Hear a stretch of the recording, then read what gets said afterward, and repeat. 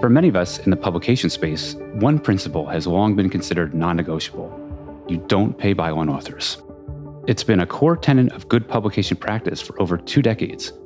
But what happens when the author isn't a healthcare professional, but a patient? Should the rules stay the same? This is In Plain Sight, a podcast exploring the biggest questions and trends facing medical publication and communication professionals. I'm your host, Rob Mathias, President and CEO of ISMAP. Today's episode is generously sponsored by Avalere Health. Today, we're stepping into the heart of a complex debate. Should patient authors be compensated for their contributions to medical publications? Joining us for this discussion is Veronica Hoare-Kess, Publications Lead at UCB Pharma, and Simon Stones, Scientific Director of Patient Engagement at Amica Scientific. Together, we'll explore the ethical tensions, potential implications for disclosure and transparency, and what fair recognition really looks like in a world where patient voices are essential. We'll start with you, Simon, as to whether or not you think patients should potentially be paid, or if you can't answer it squarely, are there some pros and cons that you might want to put forward for us? You know, my approach is always around the equality, equity debate. In principle, we say we treat all authors exactly the same, whether they're health professionals or people with lived experience.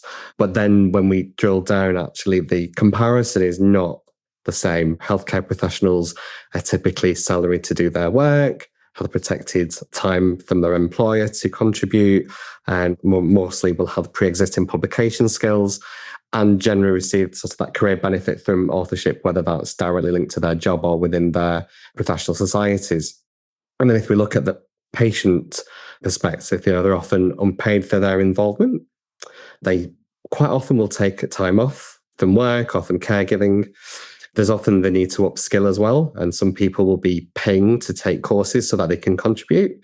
And generally, and there are some exceptions, but generally patient authors don't receive any tangible career benefits. Yeah, really interesting points. We'll get back to a couple of those. I want to hear first, though, from Veronica, your thoughts on just pros and cons, ins and outs of whether or not we should be paying patients to serve as byline authors. Well, at the moment, I feel that we should not be paying patients. As an industry, we're coming out of a time when we were under a lot of scrutiny for payments made to people around scientific publications and the scientific integrity of those publications and the influence that payment has on that integrity. And so, historically, we're not paying our HCP authors, and I think that should stay for the time being for all authors, at least until we have some better guidance on what is acceptable and the best way to do it so that we can be consistent across an industry. So do we think if we start introducing payments that there is the potential that the patients could start to develop a bias and be pro a particular product, service, or technology that a company is offering because they are getting paid? What are your thoughts there? I personally think, wherever there's payment, there is opportunity for bias. And for me, when I'm working with patient authors, they are usually people who are in, advocacy positions, say in patient organizations. So they do have, let's say, influence over other patients. And as of the pharmaceutical industry, we really need to be careful about how we are talking directly to patients and what we're encouraging patients to say to each other, whereas we know in many areas of the world, we aren't allowed to talk directly to patients about our drugs. I mean, I guess at the end of the day, too, you're correct in that we're not going bedside and getting patients to write publications from their hospital or from, to some degree, people who are very much invested in the disease state that they're helping to conduct research on. It's kind of a different scenario. Simon, what are your thoughts on bias? Yeah, I often bring the question of whose bias are we talking about? Investigators and other health professionals, will receive honoraria or institutional funding as well. So you could almost argue that are they at risk of bias? We trust them because they declare it, and that is how things are done. And I think what we are seeing is, I think is great, but the infiltration of the patient caregiver, patient organization world into industry, and it's new and it can be scary.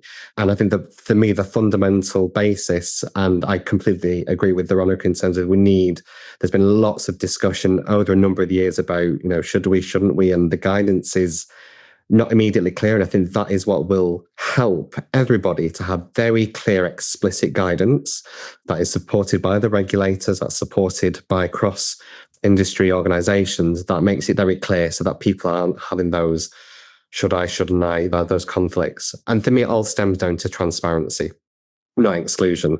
And, if patients are paid, then that should be disclosed, just like any kind of institutional affiliation or research funding. All about the transparency and disclosures are so that everybody knows what has taken place and it's very, very clear. On that point, I often see that this selection bias with patient authors. The idea is, we don't drag a Joe Bloggs off the streets and get them to be involved in a publication. We are involving patient advocates with or without lived experience, people working within patient organizations and with those networks who bring a rich expertise to the publication, and not just the publication, but the research behind that scientific publication. But you could argue that without payment, we only basically invite individuals who could afford to volunteer to participate. And you could say that could skew those perspectives towards the privileged. I was involved in a publication that came out last year led by Karen Woolley, which actually looked at the types of people that are patient authors. And interestingly, in comparison to clinical authors, the majority were women over 60 from high-income countries, 99.5% from high-income countries, and 100% published in English language. So we almost introduce this selection bias by excluding people who maybe potentially can't be involved in a publication. And you could say that limits the diversity of the patient voice in publications. You have to remember that author selection bias applies to HCPs as well. Not every doctor is qualified. Not even every investigator on a study is necessarily qualified to be one of the core authors on the paper. I'm not necessarily saying that makes it right, but it does apply. These are high profile pieces for an expert audience, and, not everybody is qualified to write them, basically. Really interesting points around selection bias and even trying to determine who potentially among patients could be an author, right? And so do you have any thoughts as to how you would select if, let's say, you have a number of potential patients, patient advocates? Like, what would be the criteria for determining whether or not someone should be selected to be on the byline? From my side, we would always look for someone who can represent the voice of a number of patients. So we would be looking for people from patient organizations who have heard the stories of many patients and can bring that to the paper. We do also look for people usually with a high level of English who will be able to understand the paper. We involve people in the research with translators and stuff, but when it comes to writing the paper in English, we do ask for a level of English that is good enough to do that. But we would be using medical writers, so we're not asking them to write in English, we're asking them to be able to review in English. And of course, the key thing is, do they want to do it? And we would explain the time involved and what the ask is of them, because it is voluntary. And obviously, that's the whole point of this, it is a time ask. And we do want people to go into that with their eyes open before they commit. I guess you could see how we can get back to that idea of selection bias, right? Because if I review some of the things you just mentioned, you've got to speak English, you've got to have the time, you've got to have the ability. So not to say that those aren't fair criteria, but it definitely is something to think about as we consider who should be a byline author. Simon, what do you think? What are some requirements for a patient to be a byline author? Absolutely. And, from the patient side, they need to meet the ICMG criteria for authorship. Patients should be involved in the very early discussions, and the publications I've seen over the years that the very best discussions, thinking happens when you bring in that expertise at the early stage, no matter whether it's a clinical trial, a real world data study, exploring lived experience, whatever kind of study it is, bring in all the stakeholders in at the very start, clinicians. We wouldn't do a clinical trial without bringing in biostats, for example. So why would we do anything that's going to be directly relevant to people with lived experience without bringing that voice in from the start? So I think that's fundamentally what has to shift. We are seeing that change massively, but we're still way behind the curve in making sure that that's consistent across all different types of studies. As somebody who's published as a patient author for many years, I see my responsibilities to also empower and engage newer individuals who are maybe less experienced but bring great expertise, and to support them in being able to co-author as well. That's sort of everybody's responsibility, but I think on the patient organisation side, we take that really seriously. And it's having those very clear, open, transparent discussions about what's going to be involved, talking about payment, talking about timelines. We know in our industry, we're always up against Congress submission deadlines and things shift and change, and recognizing that when you do that really well at the start and continue that discussion, that dialogue and that mutual feedback, you generally get a better working relationship. And then I think that naturally progresses to a more thoughtful contribution to the publication. So for me, that's where it all has to start, rather than at the end, bringing in patients tokenistically. Like, I think, if you do that, it's better to have no patient author, because that's not for the right reasons and that expertise is not being brought in for the right reasons. I always say it's not really about involving patients as authors. It's about involving patients in research. And then the publication comes out of the end of that. And by default, of course, they're on it. They were so intimately involved in it all the way through. I mean, my most successful patient-authored paper came from a piece of research that was actually suggested by the patients first of all. And then we worked with them to develop the protocol and all of that and run the study. And we had a really great paper out of the end of it. These kinds of approaches aren't just nice to have. It can be really impactful from a metrics point of view as well, when you co-create those solutions together. So you've both made a good case for involving patients in publications and in research, as Veronica has mentioned. But I guess if I'm a listener and I'm trying to challenge this a little bit, I'm wondering, okay, so how do I operationalize this? Like, I get a patient involved in the research process early on, the clinical trial design. Are they being compensated back then? So when we've worked with patients, we have compensated them for their time involved in the research, but not for their time involved in the publication. So yes. They're being compensated all the way through. So let's say they start early on, they're part of the research design, and then it comes time to, let's say, engage the byline authors in developing the publication. Do the payments stop at that point, or do they continue in the context of research? They stop. We have a clear contract that is, this is what you get paid for the research phase. And at the point at which we have a study report out of that research and we move forward into the publication piece, that's where that paid contract finishes and the publication piece is unpaid. Got it. So Simon, how does that dovetail then with some of the comments you were making about potentially patients not having the time or the ability to do this and having to upskill? Now all of a sudden they finish the research process and their payments stop as they have to now work towards a publication. How does that resonate with you? Obviously it's a really hotly debated topic, but I think the contributions, like the intellectual contributions from patients, doesn't obviously just stop at that research point. And obviously for the historical context with healthcare professionals, there's a reason why that exists. I think what we really need to drill down and answer is, is that really fair for this group of individuals who are still contributing, but then don't get the accolade and the prestige that healthcare professionals and industry authors tend to get from that publication. We speak about the reputational side of them industry and being seen to introduce bias. These are scientific publications and nobody should be paid. On the flip side, we could say that not paying patient authors is also a reputational risk. The patient community is growing increasingly in terms of voice, activity, recognition. And you could say, actually, that is an exploitation for patients' time and labour for commercial gain. These are the kinds of conversations which will be happening within patient organisations, within patient advocacy communities, to say that we recognise your expertise and your time up to a certain point, but then afterwards that stops. There's a lot of clarity that's needed around why that is, why that's a historical case, why do some organisations also pay patient authors and some don't. And I think it's just capturing and trying to stop that us and them narrative for these types of publications, where we could potentially damage reputations by patients giving so much and then not getting much out of that contribution, when we know publications take a lot of time, a lot of input, and we're already asking a lot of patient authors as well, which without recognising their expertise and time, which we know so many people have to give up working, take holiday. You could argue what is the benefit that they get from that process? A lot to unpack there, Simon. I take it to the extreme though. If we fast forwarded 2, maybe 5 years, I guess it's possible that if it becomes more routine that patients become involved in the publications, that other patients might become aware of this potential. I mean, could it get to an extreme where patients are aware there's an opportunity to make money off some of these companies and they want to be authors because they know they can be paid Do we think there's a motivational bias that could start to happen there?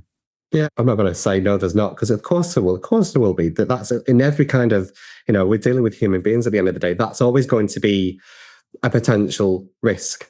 But I don't think we can make decisions based on that likely small group of individuals who may exploit companies for that. It's important to recognize, of course, but I don't think we should necessarily use that as an excuse for let's just avoid it completely, because we know that will be a small group of individuals who will take that and potentially damage the relationship that is unfolding. I mean, I do think there is scope for patients to still be having benefit from having their name on the byline of a publication in the way that physicians do. I was saying we generally work with patients who are in patient organizations, and they're having a research record, a publication record, that does have some weight and reputational benefit for you in that field. There are patients for whom that does apply. Yeah, I was wondering the same thing, actually. I was going to ask you that question. Is there a certain amount of fame in being an author, even if it's not in the academic community or the physician community? Does it feel good to know that your name is in a journal article and do patients get some fame and respect for that alone? It's important to recognize, but again, I think for the vast majority, there are just very few opportunities where that dramatically impacts their work. You could say on the flip side, HCPs actually have benefit from having patient authors on board because there's the credibility that we know we're partnering with a patient organization. In the current climate within our industry, patient engagement is one of the buzzwords alongside AI, and actually having the patient organization added value. And I think that came out in one of the publications from the Patient Information Forum in the UK to say actually industry benefits from having patient organizations involved. So you could then say, is that the reason why industry are involved in patient organizations? Because then there's the added value of we're working with patients, we understand them. Is that for the right reason or not? There's always going to be these cases where there's potential exploitation to be seen. But I think for the vast majority of patients who are co-authoring publications, I've seen recent examples where there's collaborations between industry, patient organizations, and some clinicians, and the patient organizations are really saying, look what we've managed to publish, that this is showing an unmet need. That is the kind of outcome that these individuals are wanting, not necessarily I've got my name on a publication. I think it's the idea that they're able to shape the evidence and therefore shape research, care, and outcomes to patients. That, from what I have seen over the years, is the rationale and the reason why so many people try to do this, because then they can shape care in an evidence-based way, which we know is critical.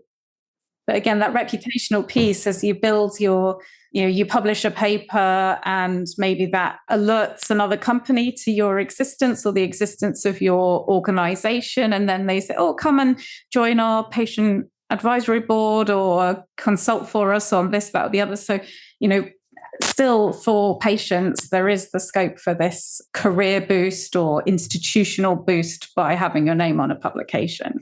And I would also just go back to something we said before about time, is that I know our HCPs have jobs that theoretically allow them to do publications in their working day. What I find with most of my doctors that I work with is that they're all emailing me at 10 p.m. They're seeing patients all day. They're not doing publications in their working day, most of them.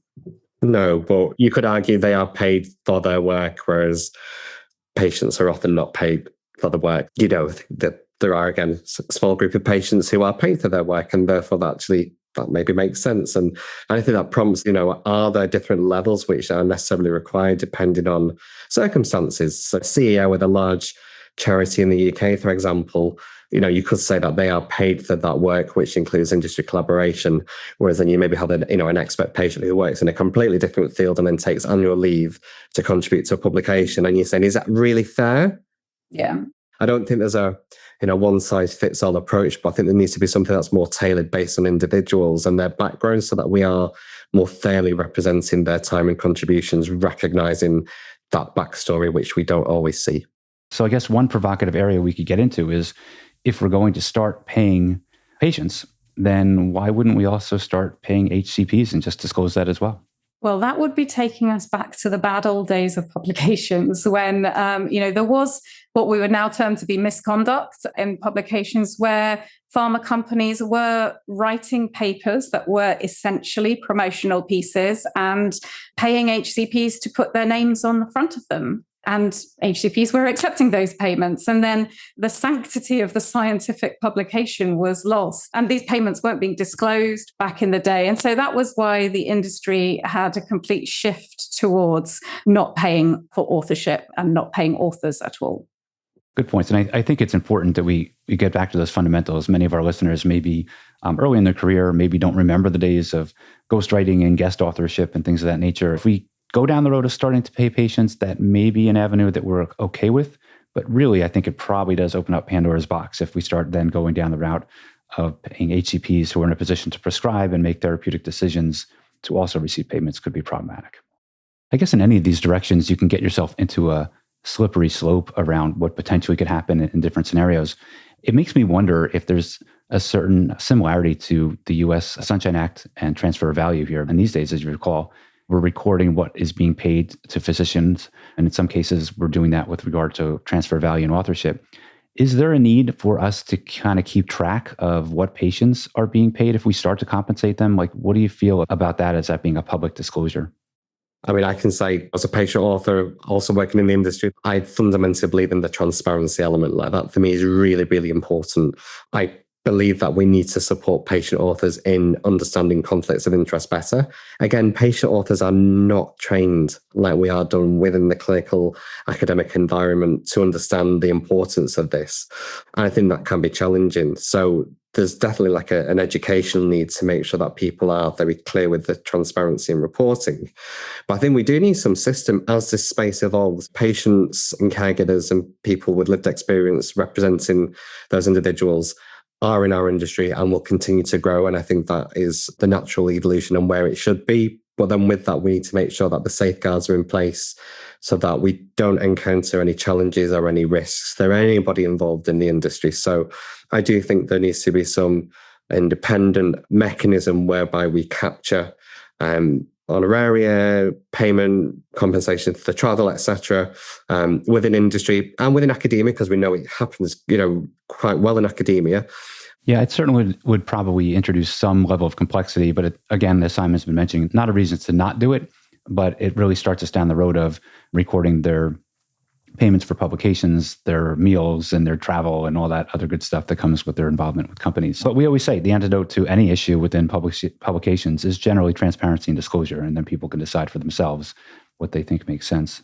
Yeah, and it would be payments for all things, right? So they may well be working with companies on all sorts of activities, and publication is just one element of that. But obviously, those payments for other activities, they could be swaying what you say in your publication. So they should be disclosed. So I know our time is starting to come to an end, but I want to ask you both maybe a fairly tough question. Let's say I'm an In Plain Sight listener and I am a manager of publications in some capacity. And I have a patient that has been involved in a research trial from the very beginning. It potentially meets ICMJE criteria. And I'm wondering, operationally, if I want to provide a payment, how do I determine how to go about that? Is there a contract for it? And how do I determine how much I pay them? Like, what are your thoughts on how to move forward if I have no idea? Well, I would be looping in my legal and compliance teams to have that discussion, because honestly, I personally have no idea either, but I would hope that they would. We have fair market value rates for HCPs and for patients for their non-publication activities that we would compensate them for. And so I would be having those discussions with them. And then, of course, as we just said, transparency when it comes to the disclosures on the paper. Whatever you decide, you need to be clear that if there was a payment, that is disclosed. And I would completely agree. The challenge that I see, obviously, working on the Medcoms agency side is when legal are not brought in early enough. So they need to be brought in at the very start to have a very clear discussion. So then you can agree in terms of contracting, making sure contracting is also in plain language as well. When we come to that point, we see that as a challenge for a lot of patient authors actually don't have access to legal counsel. So that's important, making sure that's in plain language. I also think understanding the industry codes. So we know GPP 2022 does not preclude patient remuneration as well. It's quite vague. I think that was maybe intentional. There are some companies who do, few and far between, but do pay patient authors, and there's been no breach of any code of conduct as well. So I think those are supportive elements for that. But again, it comes back to, it's going to be very much dependent on each company. But I think bringing in legal, making sure that everybody involved is in agreement, that the fair market value is recognised. I know some companies will have that already set. For those who don't, there are examples out there. So I know the National Health Council has a fair market value calculator, which is co-created with the patient-focused medicine development team. Patient Information Forum has some guidance to working with patient organisations, and it's also the base rate per hour for those relationships. So there are examples out there, but I do agree that there just still needs to be some clarity and clearer guidance for the industry as a whole to provide that consistency. So a message to our listeners is make sure you get legal and compliance involved as early as possible, and don't practice outside of your area of expertise for certain, which makes good sense. Final question for you guys is there anything in the disclosure that needs to be done differently in the publication itself, would you say? So, we have standard disclosures that we typically use, but is there some nuance that needs to be a part of a patient compensated disclosure that our listeners should consider? I have to say, I can't think of one. For me, the challenge with patient authors is always the affiliation. What do you put there? And how can we identify who's a patient author? Do we want to identify them? I think we probably do. But yeah, how you make that clear in the affiliation part is always my challenge. But in terms of disclosure, I would have said, the same as I would say to an HCP. If you've received money for research, money for consulting, money for publication, then I think that should be disclosed. I guess if it's specifically money for that publication, then I would be maybe a bit more explicit than in the general, this person has received research funding from this company, which is what we tend to do for our HCPs, maybe a bit more explicit about, for this paper, this patient did receive compensation. Very good points. Simon, what are your thoughts there? No, I completely agree. Again, it's the full transparency. So in the same way we would do for medical writing support through a publication, that level of detail for the specific publication, and then really trying to encourage and enable patient authors to provide those full detailed conflicts of interest. Thank you guys so much. This has been a really fun discussion. It's one I've wanted to get into for some time, so I appreciate all the good input. Well, that's us for today. Thank you all for listening. Please take a minute to subscribe to In Plain Sight on your favorite podcast app. Share with your colleagues and rate our show highly if you liked what you heard today. In Plain Sight is a production of ISMAP, the International Society for Medical Publication Professionals. This episode is generously sponsored by Avalere Health. Our production partner is Citizen Racecar. Our producer and editor is Hajar Eldas. Post-production by Alex Brower. Publication and promotion by Candice Chantalou. To join ISMAP today, go to ismap.org. Becoming a member means you can participate in value-packed webinars and receive instant access to exclusive tools and resources. If you're interested, just go to ismap.org, that's ismpp.org, to learn more.